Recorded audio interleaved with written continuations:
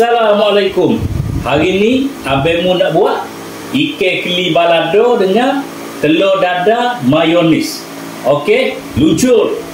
Bahan dia ikan keli, bawang putih, bawang merah, lada merah, lada cengek, tomato dan sedikit belacan.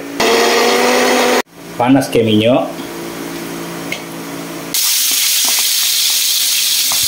Kita kacau sehingga naik bau dan sedikit lembut dah. Kita masuk irisan tomato, belacan, air asam jawa, cukup rasa,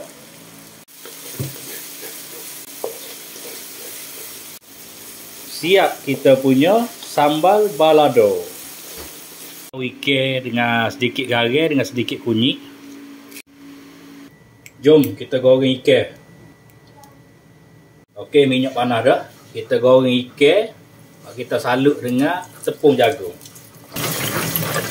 Siap keli balado. Telur dadah mayonis.